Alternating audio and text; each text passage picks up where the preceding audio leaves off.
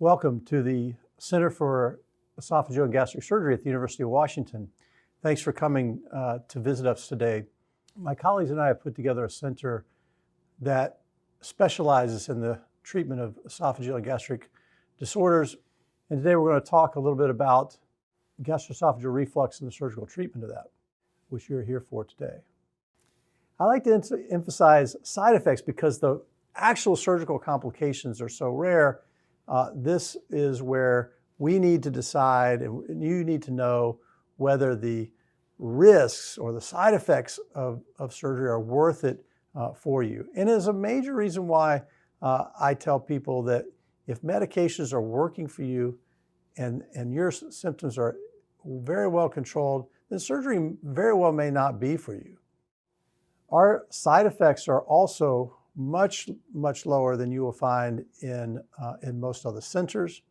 And you will read about these side effects if you go to the internet or look at literature about fundoplications and their side effects.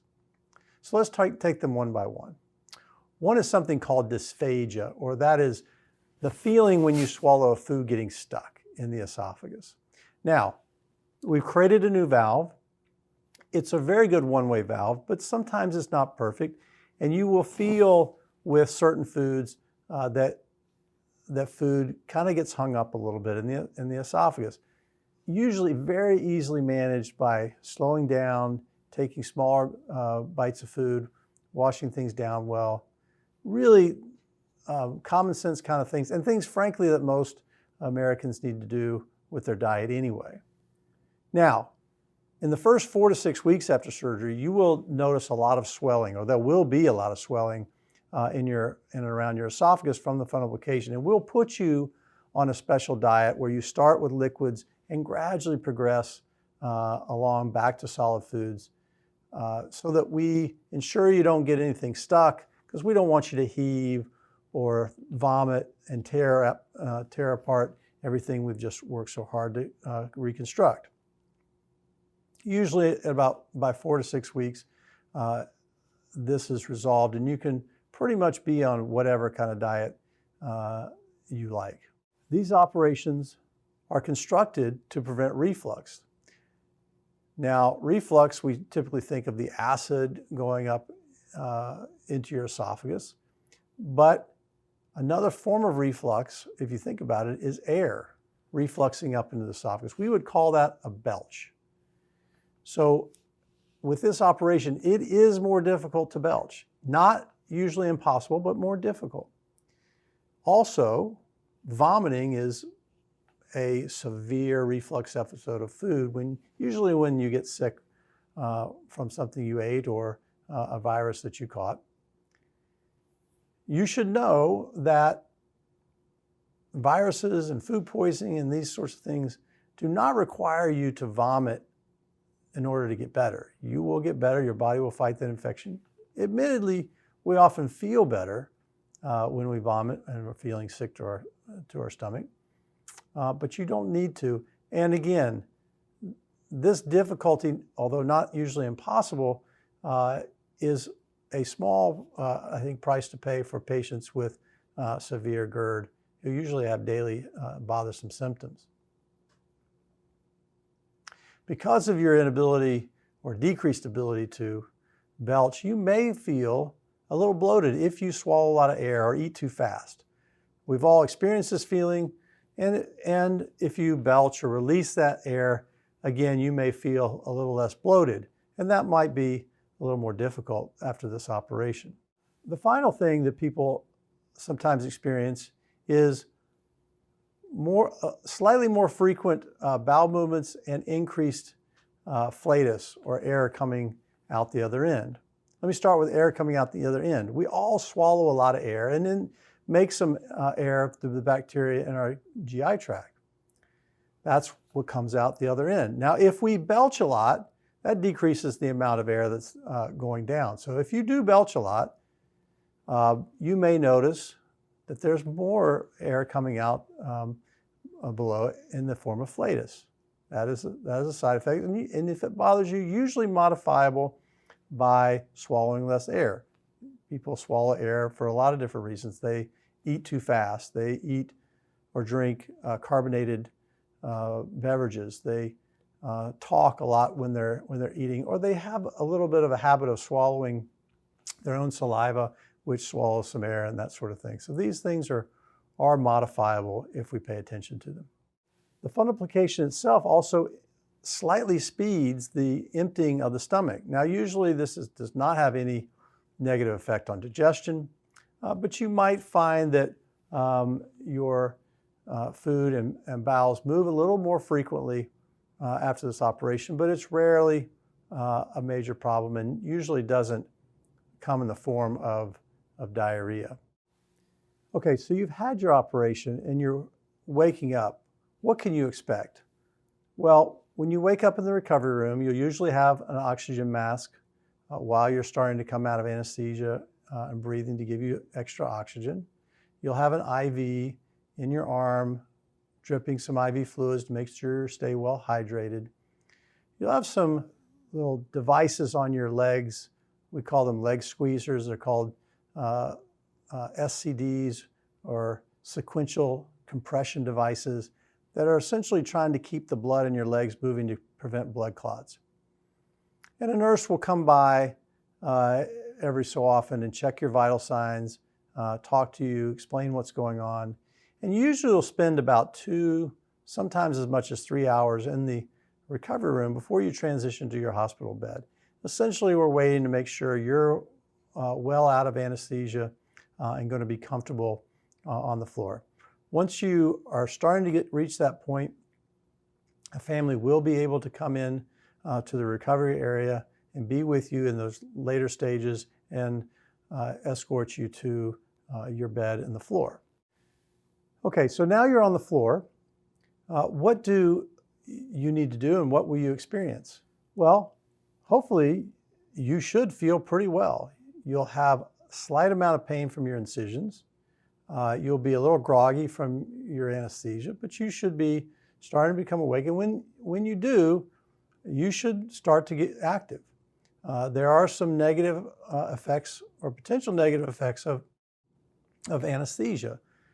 One of them is your lungs. Your lungs will have more secretions.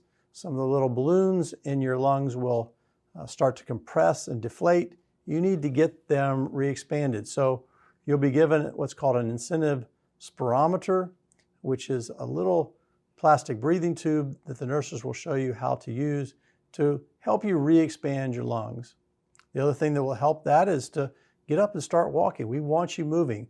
That'll help not only with expanding your lungs, but also help prevent blood clots. And just generally, it's going to get you back to feeling more normal more quickly. Your family can certainly visit you while you're in your room. Could even stay overnight in a slightly comfortable cot that can be provided for your room if they so choose. And with all this, you should be able to be feeling ready to go home by the morning. Frankly, I think you'll feel well enough to go home that day, most of you.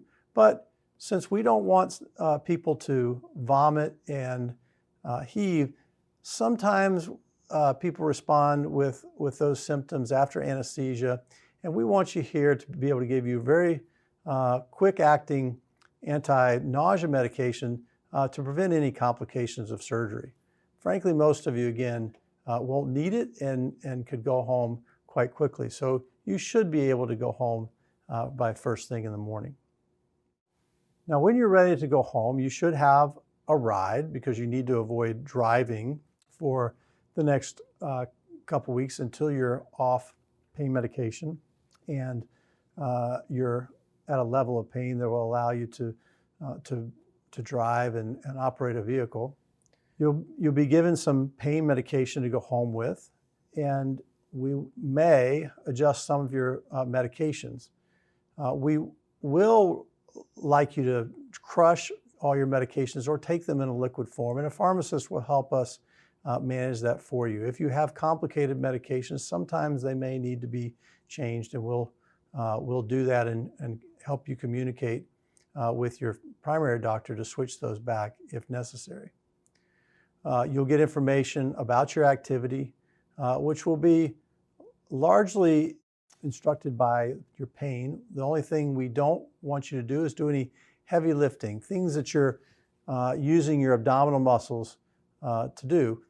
We don't worry about the abdominal muscles, but that's a pretty good surrogate of contracting your diaphragm. We want you not to contract your diaphragm because of that hiatal hernia repair and the stitches in your diaphragm.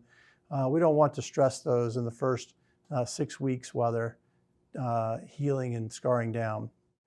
A dietitian will see you before going home to reiterate our diet for the next few weeks, tell you the sort of the do's and don'ts as far as food choices as you gradually increase your diet.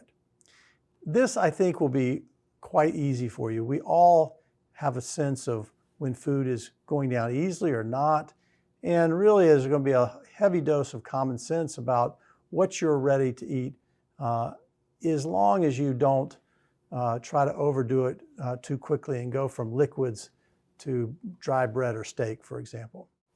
So all of this should be explained to you by our team and the nurses staff, and you should feel ready to go home probably by 11 o'clock in the morning on the day after surgery. And you should really make arrangements with your friends and family to be available to pick you up at that time.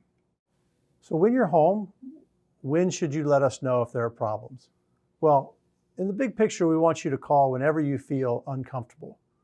But let me give you some examples of things we'd like to know about. If you're not able to keep anything down, if you were the day before able to keep down liquids and semi-solid things, and now you're not able to drink or keep anything down, we need to know that.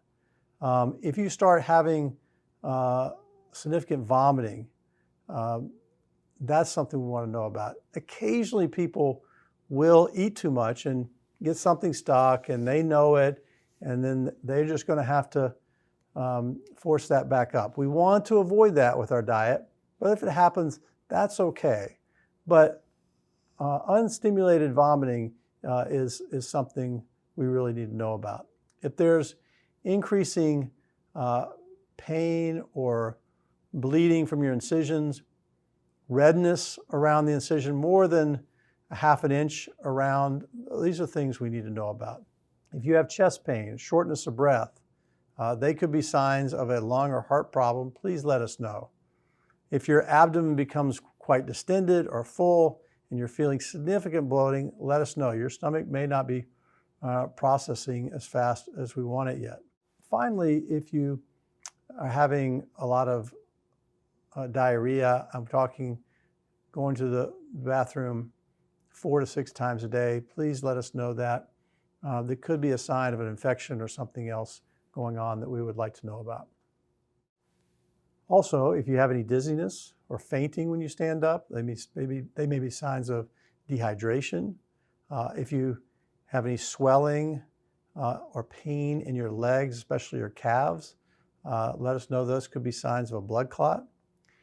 And we want to know about any signs of infections around your incisions. These will be unusual, but if you give a fever higher than 100.5 Fahrenheit, that's 37.8 Celsius, let us know. If you have shaking or chills as a sign of infection, let us know. If you have drainage from your wound, there will be a little bit of spotting, a little bit of tiny bit of fluid that you'll see on the dressings. That's fine. But if the incision gets red and angry and you're leaking a lot more fluid than I described, or there's increased pain and tenderness at that incision site, please call and let our nursing staff know. Again, in the first 6 weeks, remember, no heavy lifting, follow our diet, eat and drink very slowly and very frequently, and then finally, avoid narcotics as much as you can. We don't want you to suffer, and the narcotics are helpful, especially if you have enough pain and discomfort to the first few nights make it difficult to fall asleep. But for the most part, after the first couple days, you really shouldn't require much in the way of narcotics, and most of your pain should be controlled with Tylenol and NSAIDs like ibuprofen. If you're requiring a lot, please let us know. If you are on narcotic pain medications coming into surgery, please make sure you discuss that with your surgeon and nursing staff to make sure that they are aware and come up with a pain plan for you after surgery, as this may be a little more complex than normal. And finally, if any of these things I've asked you to call about, or you have any questions at all, please give us a call in one of these ways to let us know, either for non-urgent problems during the day or urgent problems at night. There's always someone here to address your problems and concerns and take excellent care of you. So again, thank you so much for visiting us here at the University of Washington Center for Esophageal and Gastric Surgery. We really look forward to taking care of you and helping you with your gastroesophageal reflux disease.